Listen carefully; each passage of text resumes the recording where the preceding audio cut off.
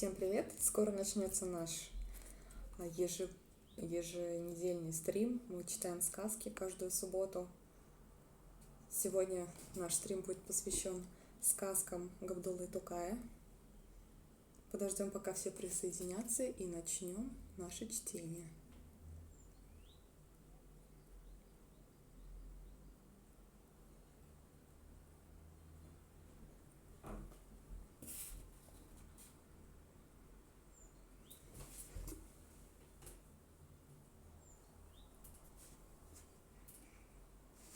Как меня слышно? Хорошо меня слышно?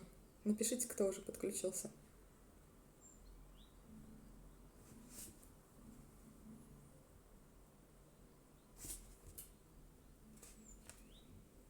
Привет, привет. Подключаемся потихонечку, готовимся к прямому эфиру. Вещаю я на две платформы, это Инстаграм и ВКонтакте, так что мой взгляд будет периодически спускаться вниз, а кто смотрит меня ВКонтакте, естественно, мой взгляд будет повышаться, наверх уходить, потому что я вещаю на две платформы. Привет, привет. Угу. Приятно снова с вами увидеться в прямом эфире. Повторюсь, сегодня мы будем читать сказки татарского поэта Габдуллы Тукая на татарском и русском языках. Сегодня у нас 4 гида. Буду для вас читать самое известное произведение Габдуллы Тукая. Начну я. Я буду читать на русском языке.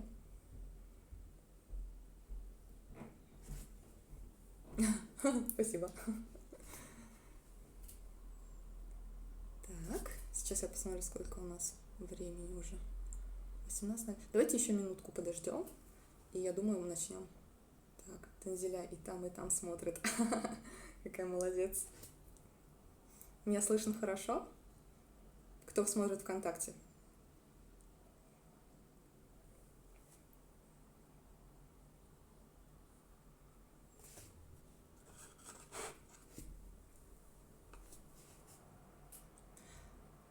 Так, ну я думаю, мы начнем потихонечку. Кто будет присоединяться, они уж все равно затронут тему, поймут, о чем идет речь. Так. Всем привет.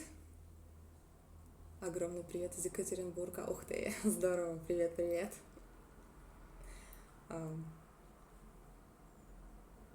Для тех, кто не знает, меня зовут Лиля. Я гид паблик-арт программы «Сказки о золотых яблоках». Сегодняшний прямой эфир у нас посвящен двум торжественным датам, которые празднуются каждый год 26 апреля. Первое — это День родного языка, а второй — это день рождения Габдуллы Тукая, татарского национального поэта. 134 года. Завтра исполнится 134 года со дня его рождения. Габдулла Тукай хоть и прожил недолгую жизнь, но оставил после себя большой клад стихов, своего творчества, поэзии, который переведен на нескольких языках мира.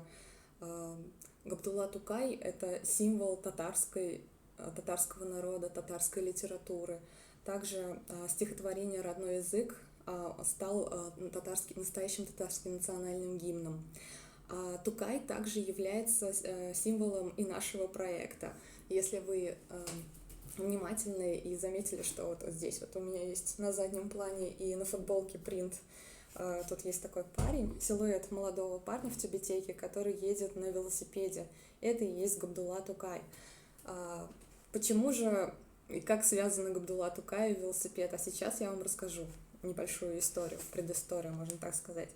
С 2017 года в Альметьевске появилась скульптура Тукая. Он находится на Ленина, рядом с велодорожкой. Он сидит на велосипеде. Скульптура сделана в натуральную величину. С ней можно пофотографироваться, потрогать ее, разглядеть со всех сторон.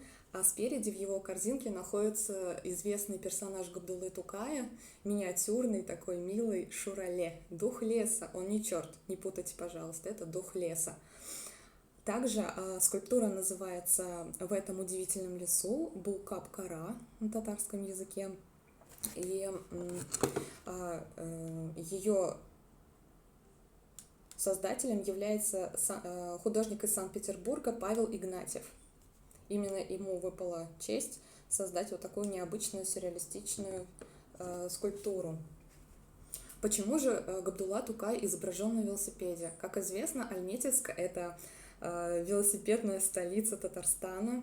Мы так прочно себя зарекомендовали в этом плане, и поэтому организаторы программы, руководители программы решили, что почему бы и нет. Тукай ассоциирует свободную душу, молодежь, молодое поколение и велосипед, считай, неотъемлемая часть, которая большинство из нас ездит на велосипеде, можно так сказать. Господи, извините, я волнуюсь немножечко. Вот. Также сама идея создания такой скульптуры возникла спонтанно. Руководитель нашего проекта Полина Ёж сидела со своим коллегой в кафе, и они читали стихи Габдуллы Тукая. И вот ее коллега, значит, начал читать один из стихов, и в одной строчке... Извините, кто-то позвонил.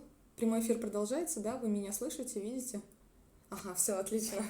Извините, бывает и такое. Вот, значит, сидели наш руководитель и ее коллега в кафе, читали стихи Габдуллы Тукая, и в одном из стихотворений была строчка про велосипеды. И тогда они задумались, а почему бы не совместить велосипеды и татарского национального поэта. И так вот вышла такая скульптура. Вот.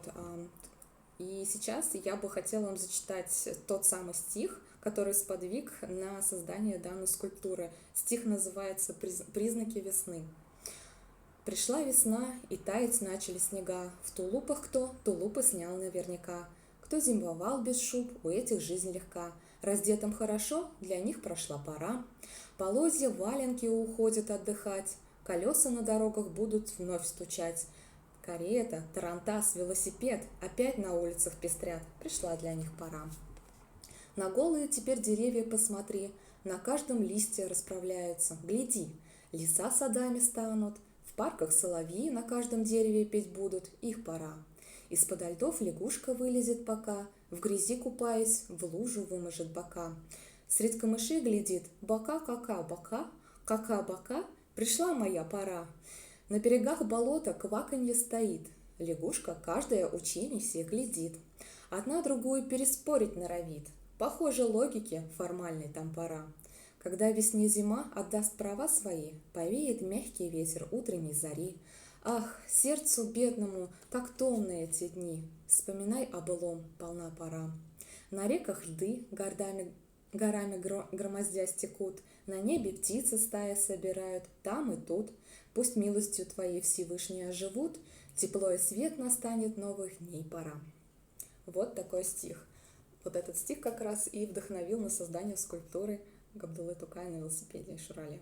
Капкара, Бу-Капкара. В этом удивительном лесу. Следующий стих, который я хотела бы... Как порисовать с вами? Давайте я пока тогда отвечу на ваши вопросы. Так, сначала смотрим ВКонтакте. Как порисовать с вами? Дмитрий. У нас проводятся мастер-классы онлайн. Вы можете следить за анонсами в нашем паблике, в Инстаграме, ВКонтакте, в Одноклассниках. Там всегда есть афиши о предстоящих мероприятиях. Вот. Пока у нас идут лекции, но в скором времени, возможно, появятся художники. До этого у нас была Дарья Зорькина. Вот, она нам помогала в мультипликации создавать какие-то интересные вещи. А до нее мы были с Натальей Пастуховой, создавали невиданные короны, головные уборы. Вот, это было очень здорово, очень весело. Я сама часто подключаюсь к этим прямым эфирам и советую вам также. Следите за новостями в разных соцсетях. Так, круть, индивидуальный концерт с чтением стихов, да, стараемся. Так, и теперь Инстаграм. Всем привет. Шикарный стих. Да, он очень добренький по сравнению со следующим. Знаете, на самом деле Габдулла Тукай — это очень необычный для меня поэт, потому что он не стеснялся выражать своих мыслей, он не боялся даже, я бы сказала, выражать свои мысли. Этот следующий стих, кстати, как раз отличный пример, потому что начинается все очень даже красиво, добро, и переходит во что-то очень тяжелое, где он рассказывает свою точку зрения, и возможно, многие не согласятся с ним, но мне кажется, что это очень смело. Да, это очень смело. Следующий стих, который хотела бы вам прочесть, называется «Татарским девушкам». «Мне по нраву изгиб ваших тонких бровей, завитки непослушные темных кудрей, наши тихие речи, что сердце влекут, ваши очи прозрачные, как изумруд, ваши губы, что слаще, чем райский кавсар, чья улыбка живущим, как сладостный дар. Я люблю вашу стройность, движений красу.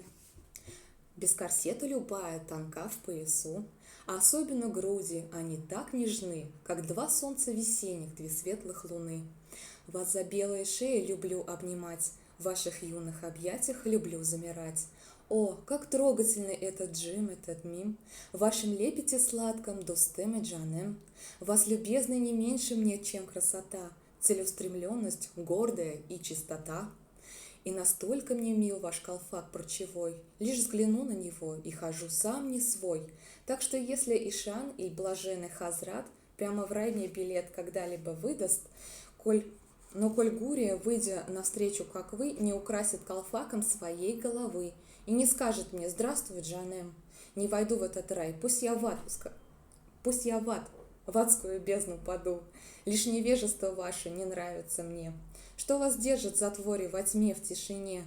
Жены мул мне не нравится тоже, ничуть. Вас так ловко умеющие обмануть. Любят вас, если нянчите вы их детей. Ну а мойте полы, полюбят сильней. У невежества все вы берете урок. Жизнь во тьме, вот учение вашего прок. Ваша школа с телятами рядом в углу. Вы сидите, и Джек бормоча на полу. От природы вы золото, нет вам цены, но погрязнуть в невежестве обречены. В слепоте вы проводите жизнь, и, увы, ваши дочери так же несчастны, как вы. Вы как будто продажный товар на земле, вы бредете, как стадо покорной муле. Но ведь вы же не овцы, поверьте, я прав, что достойны вы всех человеческих прав. Не пора ли отрешиться от этих оков? Не пора ли уйти вам из этих тисков? И не верьте Сайдашу, он злобою пьян, он невежда над всеми невеждами хан. Вот такой вот стих. Начинается очень красиво и заканчивается действительно очень тяжелыми словами. Вот. Тема религии, конечно, очень сложная. Вот. Скажите, пожалуйста, как вы сами относитесь к поэзии Габдуллы Тукая? Нравится или нет? Какие, может, у вас есть любимые сказки, стихотворения? Возможно, одна из ваших любимых сказок сегодня прозвучит в прямом эфире.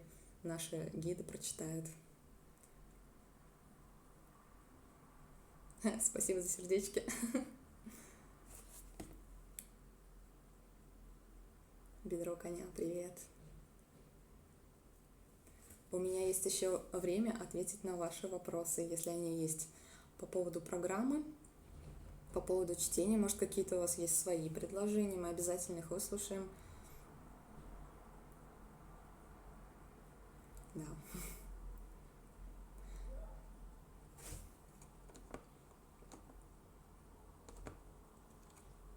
Скажите, пожалуйста, а сами вы любите слушать аудиокниги? Может, вы любите смотреть прямые эфиры, где люди читают? Может, сами выступаете в прямом эфире с чтением? Какая будет следующая сказка или стих? Следующий буду уже не я, это будет мой коллега. И это, скорее всего, будет Алсу.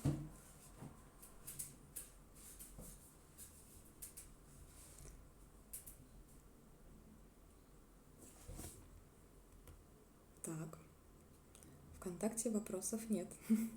В Инстаграме вопросов нет. Это очень хорошо. Так, спасибо за внимание. Встретимся с вами через несколько минут. Уже мои другие коллеги продолжат чтение. Девочки, вы молодцы. Спасибо, мы стараемся. Так что не отключайтесь. Продолжим дальше наше чтение в прямом эфире. Спасибо, что послушали меня. И приятного времяпрепровождения. Всем пока!